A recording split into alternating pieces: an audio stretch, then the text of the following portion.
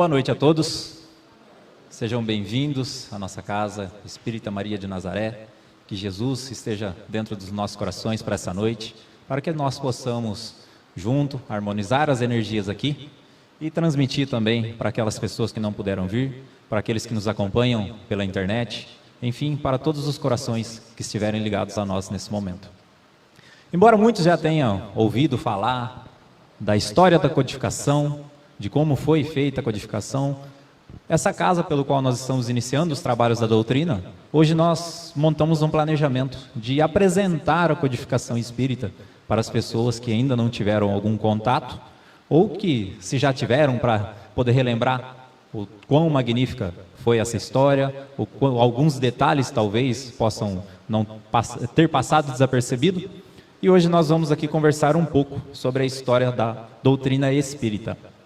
Doutrina espírita, todos conhecem o nome como Allan Kardec, que foi o codificador da doutrina espírita. Allan Kardec, na realidade, é um pseudonome que foi dado ao professor francês Hippolyte Léon Denisard Rivail, conhecido como professor Rivail.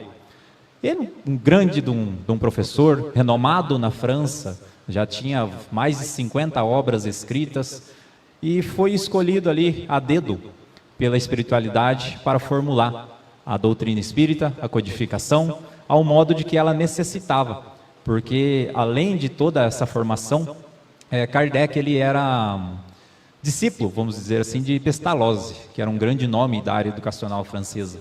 Então ele tinha um grande nome a zelar, um grande conhecimento, um estudo muito amplo sobre todas as coisas e um conhecimento também sobre o magnetismo. Por que eu falo sobre o magnetismo?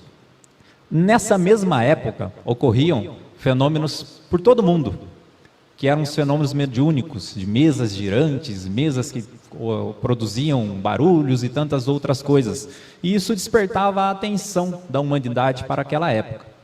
E essas notícias corriam através dos jornais, as mensagens que circulavam naquele tempo, e atraía pessoas para esses fenômenos.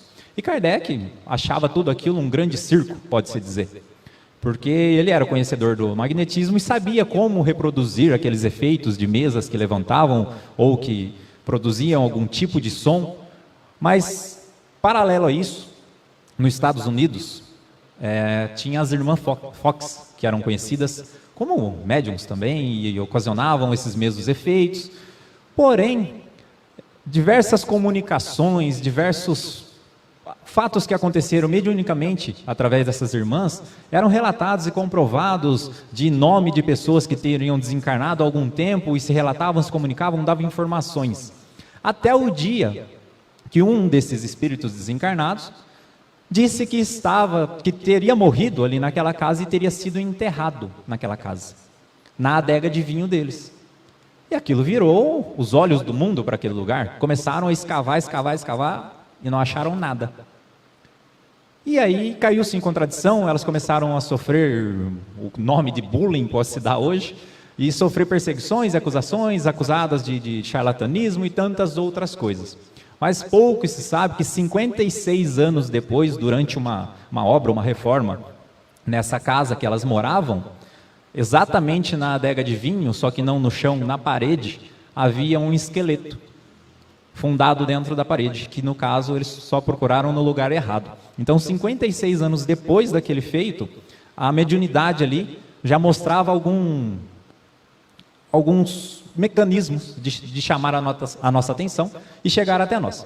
Então, Rivail, com todo o seu conhecimento, toda a sua doutrina, ele começou a querer pesquisar sobre essas reuniões, sobre esses efeitos, porque não pelo efeito da mesa, mas sim por essas mesas responderem a perguntas, elas mostrarem um princípio de inteligência.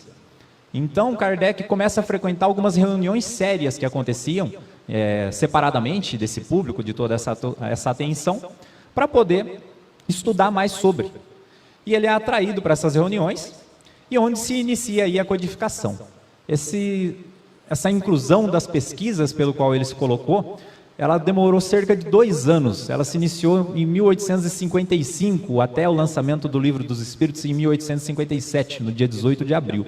Então, durante esses 2 anos, Kardec ali estava se questionando sobre aqueles efeitos, sobre as respostas, sobre as curiosidades que a mediunidade ali vinham provando, através de alguns meios mecânicos, que eram através de som, através de batidas, através de ruídos, e depois, posteriormente, foi se aperfeiçoando essa comunicação através da psicografia. Alguns médiuns desenvolveram alguns mecanismos, primeiramente, para desenvolver o método da escrita. Porque se fosse a codificação de batidinha, batidinha, batidinha, não teria terminado até hoje, né? Então a espiritualidade ali foi moldando para esse efeito. E como que se formou a estrutura do Livro dos Espíritos, a codificação? Kardec ali ele já tinha a certeza da existência de um mundo paralelo ao nosso, o mundo dos espíritos. Era muito claro, era muito evidente que aquelas respostas não poderiam ser reproduzidas pela mesa.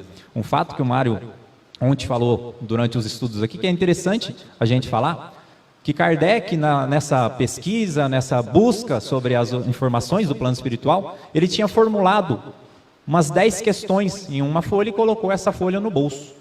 E foi para aquela reunião, e durante essa reunião, os espíritos que ali relatavam, que escreviam, começaram a responder questões, e ninguém estava entendendo. Só que, uma a uma, as respostas eram das perguntas que Kardec tinha formulado na sua casa, sozinho, sem contar a ninguém. E aí ele se questionou, mas como vocês sabem dessas perguntas?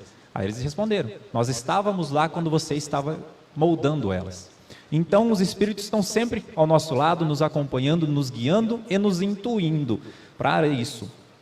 Essas questões que Kardec formula, o Livro dos Espíritos, para quem nunca teve o contato com ele é inteiro em perguntas e respostas. Kardec formulava as perguntas e os espíritos davam a resposta. Mas não foi unicamente um médium, uma pessoa que dava essas respostas. Kardec não questionava uma pessoa, o Tonho dava a resposta e ele já colocava no livro. Não, ele distribuía essas perguntas por todo mundo. Através de diversos médiuns, através de diversas pessoas que estavam reproduzindo o efeito da mediunidade, ele mandava essas questões pelo correio na época, e essas questões retornavam a ele. E as respostas eram sempre semelhantes, com o mesmo conteúdo. Embora houvesse alguma interpretação de pensamento diferente de um médium para o outro, as respostas elas tinham sempre o mesmo intuito, o mesmo direcionamento. Então ali Kardec vira falar, então é a mesma inteligência que está agindo sobre todo esse fato. E aí Kardec pega e questiona, se eu falhar? Os espíritos foram bem categóricos com ele, né? Falou, se você falhar, tem outro preparado, a gente vai pegar o outro e vai fazer. Não se preocupe em relação a isso. Porque Kardec falava, às vezes eu deixo ou eu vou desconfiar muito, então naquela resposta ele falou, não, então tá bom, eu vou me aprofundar nesse estudo para desenvolver o que eles precisavam ali, que era o Livro dos Espíritos. Nós temos o trato de chamar o Espiritismo de o Consolador Prometido por Jesus. Numa das questões que Kardec fazia antes da formação do Livro dos Espíritos, ele questionava sempre com quem que ele estava falando. Qual o seu nome? Com quem está me respondendo? E ele sempre respondia, sou Espírito da Verdade. Unicamente isso, não tinha um nome, se identificava como Espírito da Verdade. E se nós pegarmos lá em João 14, se me amais, guardais meus mandamentos, que eu rogarei ao Pai, e Ele te mandará um novo Consolador, que esse ficará convosco para sempre. O Espírito da Verdade, que o mundo não conhece e não o compreende, porque não pode ver, mas você o compreende, pois faz parte de ti. Consolador, o Espírito Santo enviado por Deus nosso Pai, que enviará em meu nome, será reconhecido por ti, através de todos os seus ensinamentos, que ele explicará, e através de todos os meus ensinamentos, que vos disse, que você recordará. Então Jesus ali estava garantindo, através dessa passagem, um terceiro abertura do mundo de Deus, das leis divinas para nós, através da consolação, através da explicação. Aí você pergunta, fala, mas por quê? Se Jesus já tinha falado, vai mandar outro para falar a mesma coisa? Não, para trazer o esclarecimento de acordo com a evolução da humanidade. Ao ponto que a humanidade se encontrava, aquelas revelações antigas já não faziam tanto sentido, não tinha tanto esclarecimento. Mas ali também, além de todo esse esclarecimento, o cristianismo estava totalmente fora dos trilhos, fora do eixo. Os interesses próprios, as doutrinas, os poderes que haviam nos países, nas nações, conturbavam o cristianismo, porque eles viam no poder da doutrina, da religião, do medo a Deus, para essas pessoas poderem seguir uma linha de raciocínio através do pânico ou através da fé, qual fosse. Só que a fé das pessoas começou a se tornar um modo racional, ao qual elas começaram a questionar certos costumes das igrejas, dos templos e dos impérios. Então vinha ali os espíritos trazendo as revelações, as interpretações daquilo que Jesus nos disse para os dias atuais. E Kardec coloca a missão da doutrina não como uma doutrina nova, uma nova religião que surgia. Então, se Jesus não deixou uma religião lá atrás, agora ele está fornecendo uma? Não. Ele estava remanejando o pensamento das pessoas para que todas as doutrinas, todas as religiões tivessem uma orientação, retomassem o seu foco, que era praticar o bem. Por que praticar o bem? A doutrina espírita, ela vem com a sua máxima: fora da caridade não há salvação. E não fora das igrejas, fora do espiritismo. Chico Xavier relatava que se tivesse a frase fora do espiritismo não há salvação, ele teria escolhido outro caminho. E Chico Xavier é o maior exemplo da questão mediúnica e da questão caridade. O sobrenome de Chico Xavier foi caridade.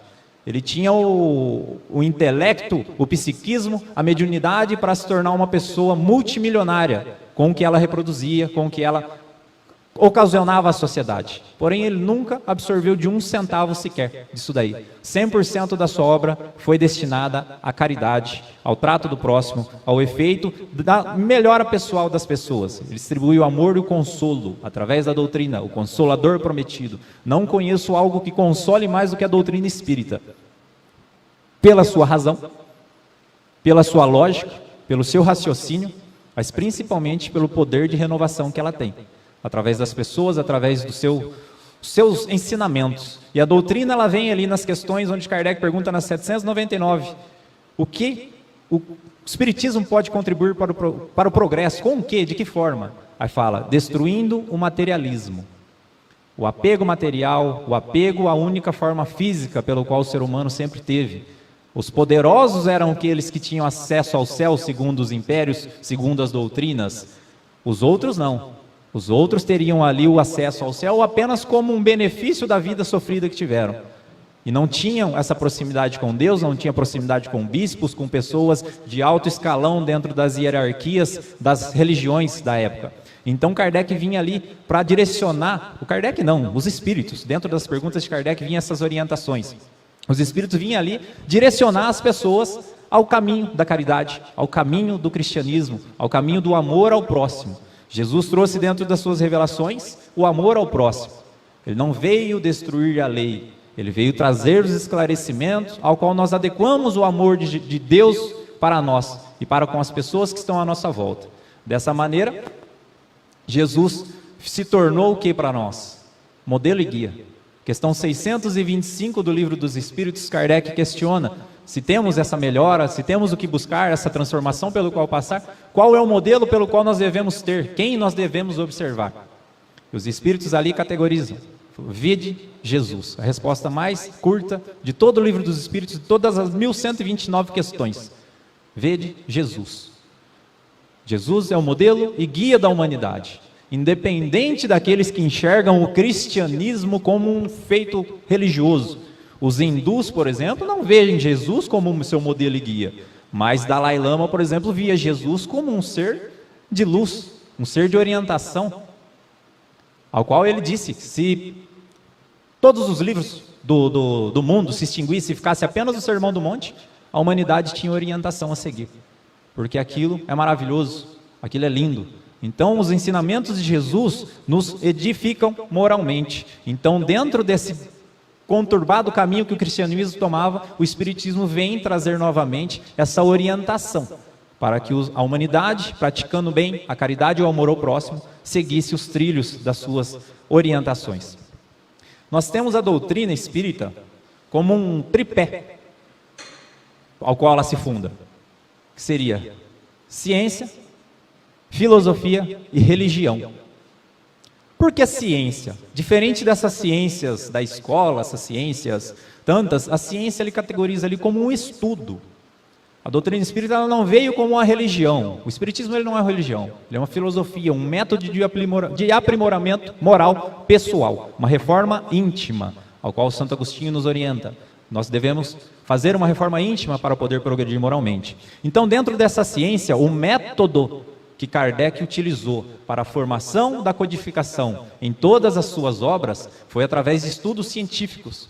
Não foi uma doutrina feita laboratorial com pessoas intelectuais dentro de uma sala, discutindo e vendo a melhor resposta para cada pergunta, formulando as melhores perguntas, melhores respostas.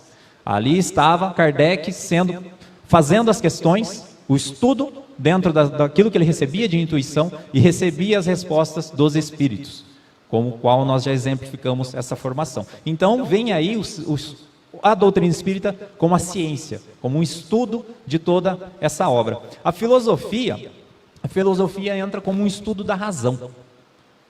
Se nós pegarmos a codificação espírita, ela não tem dogmas, ela não é ortodoxa, ela não tem uma regra que te obrigue a pensar de certa forma. Ela te explica, te elucida de todas as suas colocações. Seja ela nas questões materiais, nas questões espirituais, nas questões de dia a dia, todas elas. Todas elas nós temos uma resposta racional. Então a filosofia vem aí como essa maneira, esse método de interpretar a doutrina espírita, de entender ali as respostas dos espíritos como algo plausível, que nós conseguimos utilizar no dia a dia. E nós temos aí a religião. A religião se encaixa no espiritismo não unicamente por olharmos a Jesus, por olharmos Jesus falando sobre Deus, sobre as leis divinas. Vem numa questão moral. Nós temos aí a religião como um objetivo moral dentro da doutrina espírita. Se nós formos seguir todos os ensinamentos da doutrina, todas as orientações da doutrina na risca, automaticamente nós estaremos sendo seres de moral elevada, ao qual nós não buscaremos praticar o mal com ninguém, não buscaremos prejudicar alguém, não agiremos de má fé, não teremos a maledicência, não teremos infinitas outras questões negativas, orgulho, egoísmo, dentro da nossa vida. Então a doutrina espírita, ela nos renova, ela nos traz essa questão moral como algo a ser trabalhado. Nós vemos lá, quando o Bezerra de Menezes participava de uma reunião, ele foi questionado sobre um outro amigo que estava na reunião e falava para ele, pô, mas para você é fácil, né? Você é Bezerra de Menezes, vamos dizer assim, e você se tornou um espírita, você é um ser puro. E ele falava, não, eu sou exatamente a mesma pessoa, eu tenho duas falando, a mesma pessoa, com os mesmos defeitos, com os mesmos vícios, com as mesmas más tendências. A diferença é que depois da doutrina espírita, eu busco me melhorar a cada dia. Eu busco evitar, eu luto contra os meus vícios, contra os meus defeitos. Então essa é a função da doutrina. A partir do momento que nós temos o conhecimento filosófico dela, a moral nos cobra. A nossa consciência começa a nos cobrar. E amplamente a nossa consciência é o nosso espírito. Sou eu, espírito encarnado hoje, agindo sobre a minha matéria, sobre as minhas fraquezas, sobre as minhas tendências, sobre os meus atos, sobre o meu dia a dia leviano, podemos dizer. É o meu espírito, a minha consciência me cobrando. Então essa edificação, essa procura da doutrina para se tornar algo benéfico a nós, é a questão religiosa que Kardec coloca ali como o nosso tripé. A doutrina espírita, ela torna algo a ser sempre renovada. Renovada não se diz modificada, alterada ou guiada para um caminho de interesse.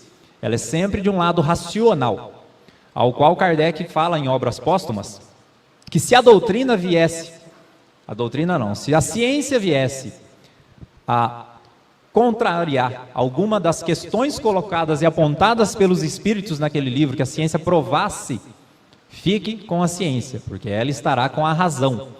Então ali se renovaria a doutrina espírita, e não através de um interesse de alguém, nós montarmos essa casa espírita agora e querer mudar a codificação por interesse nosso. Fala, não, aqui agora é diferente, aqui está escrito aqui na doutrina que é desse jeito, mas aqui dentro funciona diferente. Isso aí seria eu fazendo um ato de orgulho, achar que eu sou superior à doutrina. Quando alguém se achar superior a uma doutrina ao qual eu julgo tão perfeita para a questão moral, você precisa se rever e precisa deixar que a doutrina volte a te renovar. Você precisa reler tudo isso daqui, falar tudo novamente, participar de todos os cursos, ler tudo novamente. Porque em algum momento o seu pensamento está se conturbando, se desvencilhando, e o orgulho, alguma outra fraqueza está falando por cima de si. Então a ciência, nesses 163 anos de doutrina espírita, ao contrário do que Kardec ali ofereceu, a ciência vem provando cada vez mais as situações das respostas dos espíritos. Muitas coisas que eram ali desconhecidas para a humanidade na época, a ciência veio provando esses fatos. Questões do passe, as questões de André Luiz, por exemplo, Chico Xavier é uma sequência da codificação. Lembrando que Kardec fez toda essa obra dos seus 50 aos 65 anos, então ele fez toda a codificação em 15 anos. Então, naquela época, a França tinha uma idade de mortalidade bem baixa, né? As pessoas desencarnavam muito cedo, era 60 anos, alguém já era considerado muito idoso. Paulão chegou a tremer agora, né? Era considerado muito idoso naquela época. Então, Kardec viveu até ali os seus 65 anos e desencarnou. E logo na sequência, Chico Xavier vem trazendo, nessas mais de 500 obras, esclarecimentos pelo qual sempre foi julgado, apontado como louco, como charlatão e tantas coisas. Livros de André Luiz, escritos em 1940, apontavam evoluções sobre a medicina que vieram a acontecer depois dos anos 2000. Então, 60 anos antes, a espiritualidade já dava orientações para a humanidade de como prosseguir, de como evoluir.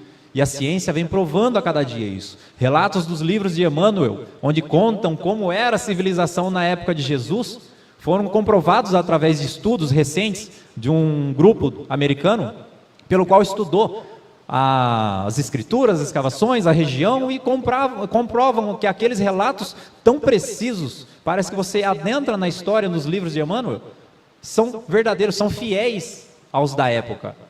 E também foram escritos há 60, 70 anos atrás esses livros. E hoje a ciência vem mostrando suas realidades. André Luiz falava sobre as questões de transplantes de órgãos, na mesma data, 1942, se eu não me engano.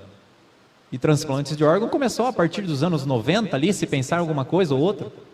Então ela vem avançando na medicina e comprovando as coisas que o mundo espiritual vem nos trazendo.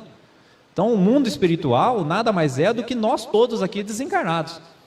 Nós mantermos a mesma vida, a mesma sequência. Outra coisa que o Kardec, os espíritos nos garantem, a individualidade da alma. Ninguém desencarna e deixa de ser o que foi. Ninguém desencarna e vira santo. Ou ninguém desencarna e se condena eternamente às trevas.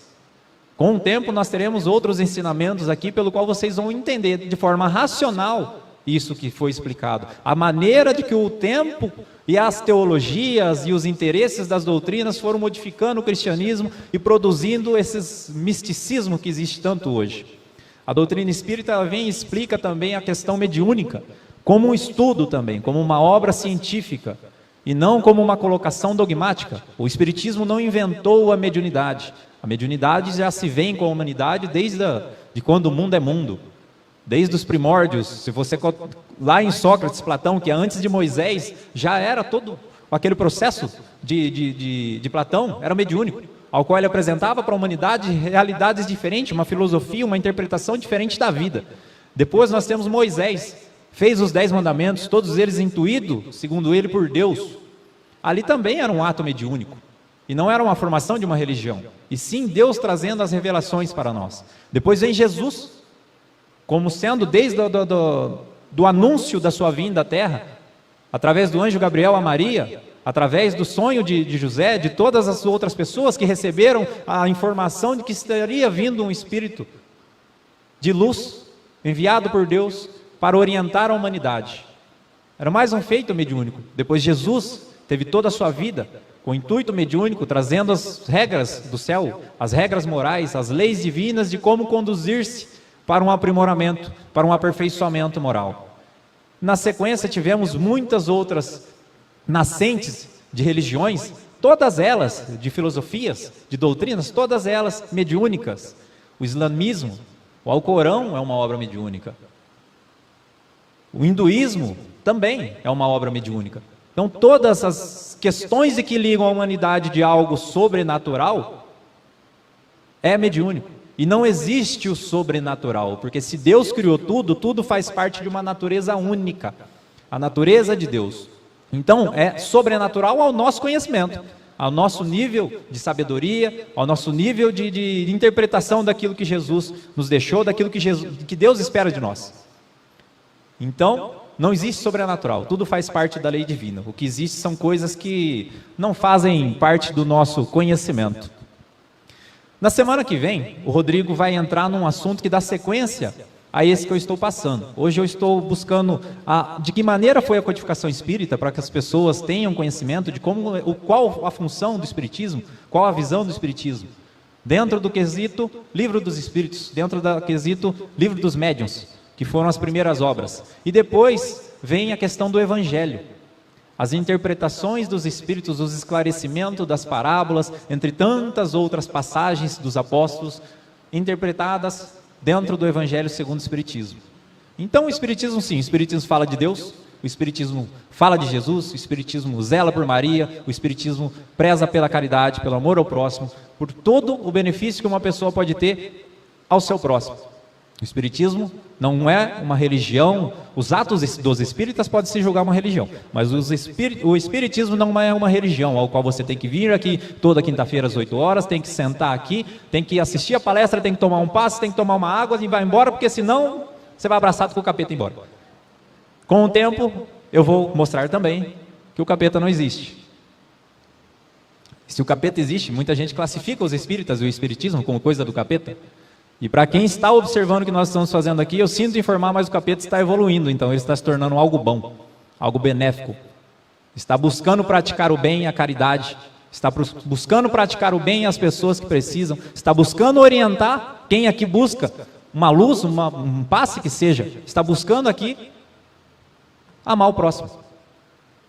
Então estamos todos num processo de evolução.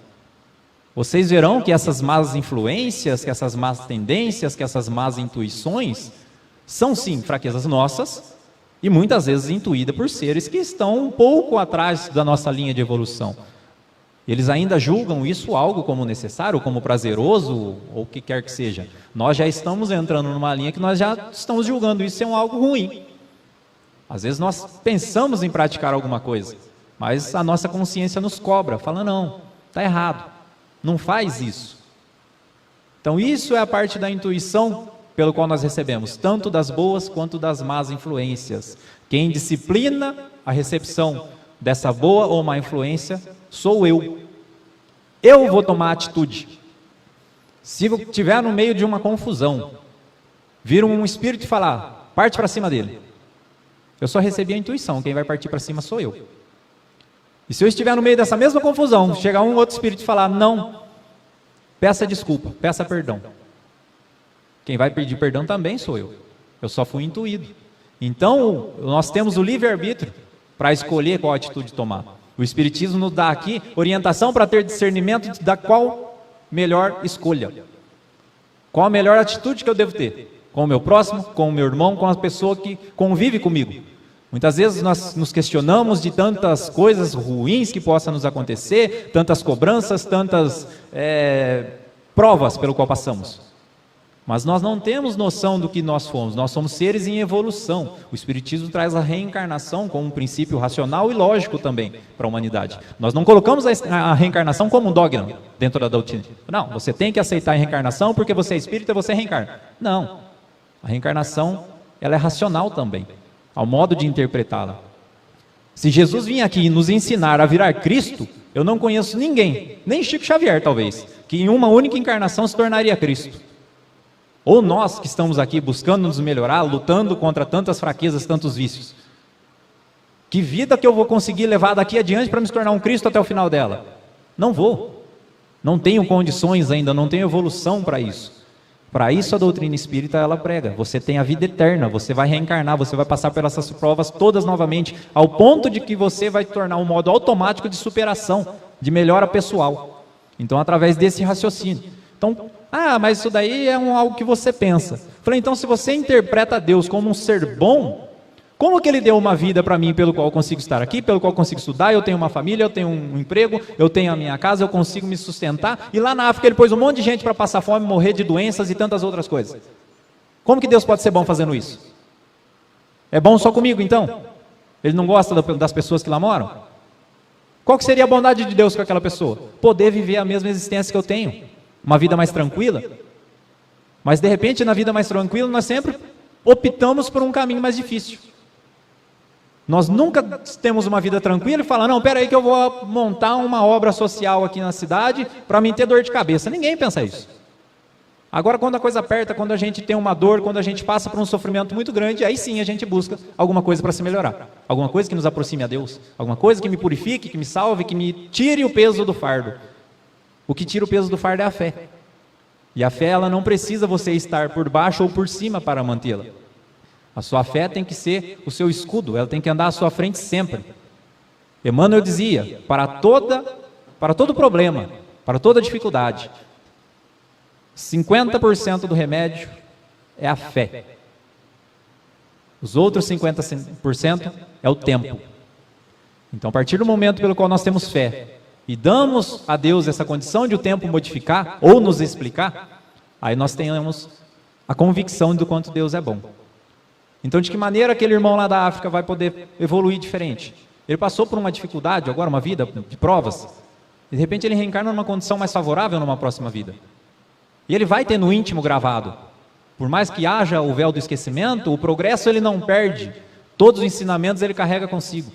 Então ele vai chegar numa próxima vida, numa próxima reencarnação, vai começar a valorizar coisas menores na vida dele. E não valorizar o carro, valorizar a casa, valorizar a conta no banco, valorizar outras coisas. Começa a valorizar aquilo que te faz melhor, aquilo que te edifica moralmente, aquilo que te progride, que te põe na linha do que o cristianismo espera de ti, do que o espiritismo te orienta. Uma criança, por exemplo, que desencarna tão cedo, como Deus espera uma criança que desencarnou com meses ou poucos anos, em tenra idade, que chegue a um cristianismo, se ela não perdeu nem a ingenuidade do corpo físico dela, ela também não vai ter uma oportunidade de viver. Pessoas vivem 100 anos, 80 anos, e uma criança viveu 2 anos. Qual que é a justiça de Deus? De dar uma vida material para alguém passar por um século aqui, e o outro não conseguir viver 1 ano. Então não haveria justiça. Esse ser que desencarnou, ele já tem um histórico de consciência. Muitas vezes uma pessoa que desencarna em tenra idade é uma prova para os pais, para que os pais aqui absorvam através da dor. A dor, ela nos motiva a mudar. A dor nos motiva a buscar remédio. Se eu estou com uma dor de estômago, eu estou com uma dor de cabeça, eu vou procurar um remédio para a minha dor de cabeça. E se eu estou com uma dor na alma, algo que está me ferindo, que a farmácia não vende, onde que está o remédio? Na fé. Está no Evangelho, está na busca da melhora pessoal. Então a dor, ela nos educa, ela nos trilha a vida. Dificuldades são como cercas, dizia Chico Xavier. Elas nos cercam para que nós erremos menos. Porque se fosse um campo aberto, você imagina só tanto de besteira que a gente ia fazer. Então nós temos que ter sim limites para que a gente consiga progredir mais fácil. Temos que ter a dificuldade para que a gente consiga progredir no rumo certo. Essas cercas que nos guiam. Então, através desses pensamentos, nós entendemos a reencarnação como algo racional, como algo justo, e algo de bondade de Deus. Porque se eu preciso evoluir ao nível de Cristo, eu não consigo numa vida só. Se eu tive a minha vida física ceifada em tenra idade, eu ganho uma outra futura para valorizar. Se eu tive uma vida de condições físicas desfavoráveis, de saúde desfavorável, que eu ganho uma outra diferente. Que eu não passe por tanta necessidade para poder valorizar as coisas, que eu entenda o valor daquilo que eu possuo, que eu possa entender o valor da minha moral dentro de mim para me edificar e conduzir a minha vida junto com as pessoas. O Espiritismo, ele vem trazendo essas revelações, vem trazendo essas orientações para que as pessoas progridam em conjunto. Assim engana aquele que pensa que dentro do Espiritismo ele está indo em conjunto com todos os espíritas lá para frente. Jesus contava uma história que falava que um pastor conduzia 100 ovelhas. E uma dessas ovelhas se desgarrou e ficou para trás. E aí ele pega e deixa essas 99 ovelhas resguardadas e volta a buscar aquela única ovelha para ela se juntar ao rebanho. Eu sempre interpretei isso de uma maneira qual eu pensava, pô, Jesus é bom mesmo, né? A gente progrediu e ele está indo lá resgatar aquela ovelha que ficou para trás, né? Aquela que não conseguiu seguir o bando. Mas agora pensa você, então, você estando nesse bando dessas 99 ovelhas, você se viu condicionado a seguir junto com o pastor, seguiu as orientações, foi adiante, só que chegou lá na frente, seu orgulho te cobrou, seu egoísmo. Por quê? Porque você esqueceu uma lá atrás. Então não adianta você ir lá na frente e achar que vai chegar primeiro. A evolução humana não é uma corrida para ver quem se liberta mais depressa ou mais rápido. A evolução humana, o mandamento de Deus, o primeiro, amai a Deus sobre todas as coisas e ao próximo como a si mesmo. Ele não fala, ame a Deus, ame a você e parte louco e deixa o próximo para amar depois. Não, amar a todos. Então não adianta eu achar que eu vou evoluir estudando, praticando a caridade, fazendo alguma coisa de forma da minha intenção não ser ajudar o meu próximo, que eu vou chegar lá na frente e eu vou ficar parado, até aquele que ficou para trás se igualar a mim, para mim poder seguir junto com Jesus. E esse Jesus que estará lá na frente, esse Cristo, seremos nós. Porque se eu atingir tal evolução, tal nível de conhecimento pelo qual eu consiga seguir em passos leves com um grupo, qualquer que seja, e ficar alguém lá atrás, eu vou falar, não, peraí que eu tenho que voltar lá. Porque para nós todos seguirmos, aquele irmão que está sofrendo precisa estar conosco. Então, dentro desses ensinamentos, dentro da colocação que a doutrina espírita nos coloca, ela nos une. Não como uma religião, como um grupo seleto, que tem o conhecimento, tem os esclarecimentos de Deus para seguir. Mas sim como um grupo que será cobrado. A quem muito é dado, muito será cobrado. Então, se nós temos esse conhecimento da doutrina, temos conhecimento de que a evolução através do espiritismo é através da caridade, e viemos ao centro espírita com um ato unicamente religioso, de participar de uma reunião, de tomar um passe, ir embora, tomar uma água, voltar semana que vem. E durante esses 6 dias que passam, eu passo a semana inteira xingando meu vizinho, brigando com minha esposa, arrumando rolo. Que evolução que eu tive? Qual é o ato que eu estou fazendo? O que eu estou levando embora da casa espírita comigo? Nada. Aí eu venho aqui na casa espírita, eu visto uma fantasia de espírita, passo por um ser perfeito, evoluído, amoroso, cumprimento e beijo todo mundo que passa aqui dentro.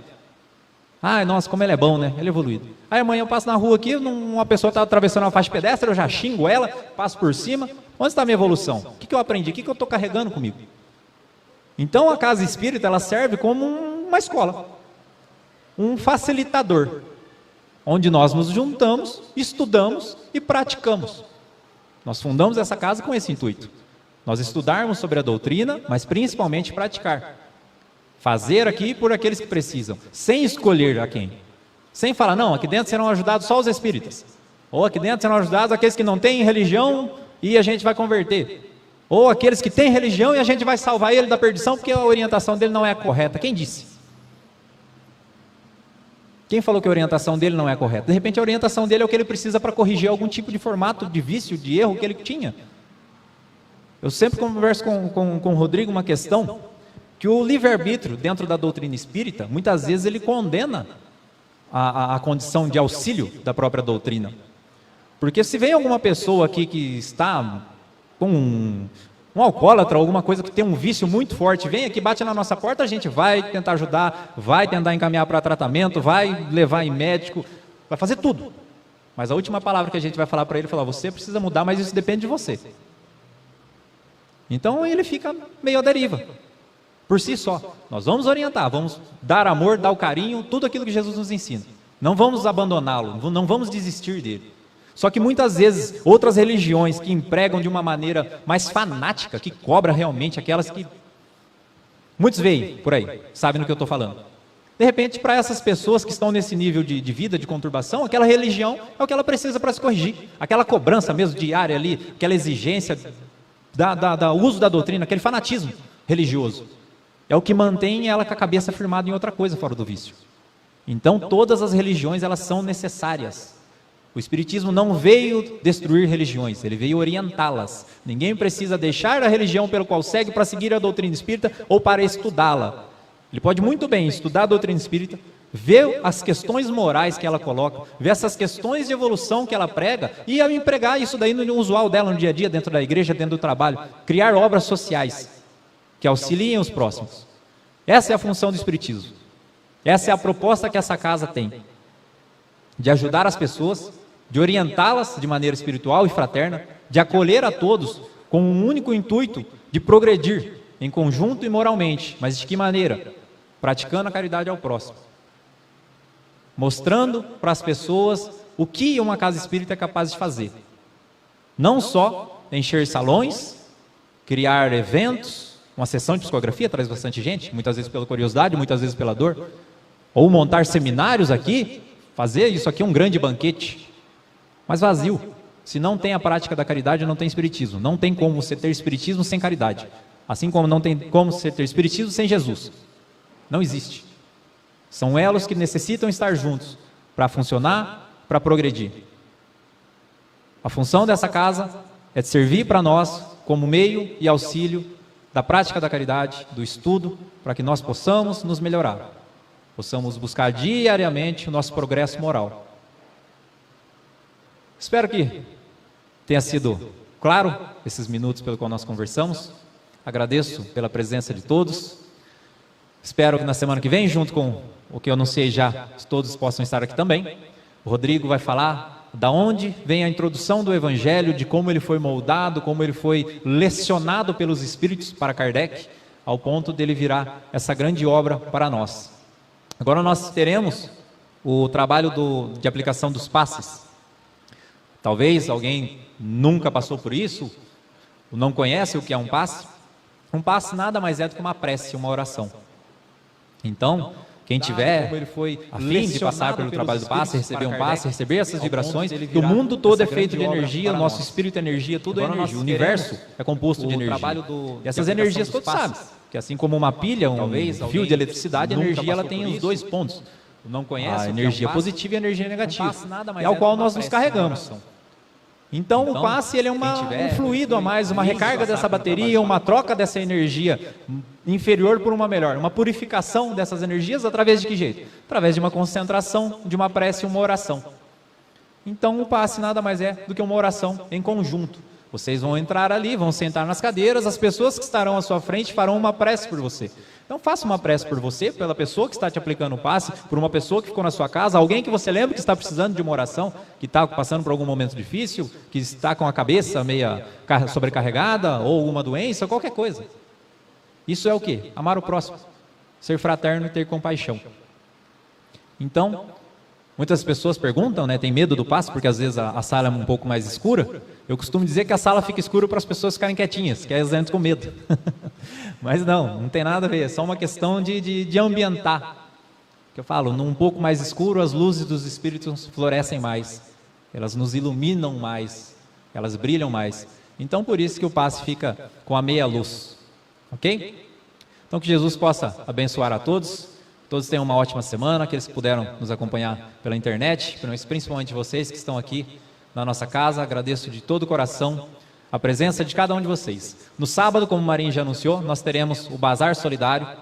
São essas peças aí, muita peça nova, muita roupa muito boa. Não tem roupa ruim, não tem roupa furada, nada. São peças de muita qualidade, então com um preço extremamente acessível, e toda a verba é destinada às obras que essa casa irá realizar. As obras da Casa da Sopa, os atendimentos médicos, os atendimentos todos que nós iremos disponibilizar aqui, os cafés, os banhos, tudo é revertido em prol do atendimento ao próximo. Então, fiquem com Deus, muita paz no coração de todos vocês, um obrigado de todo o coração.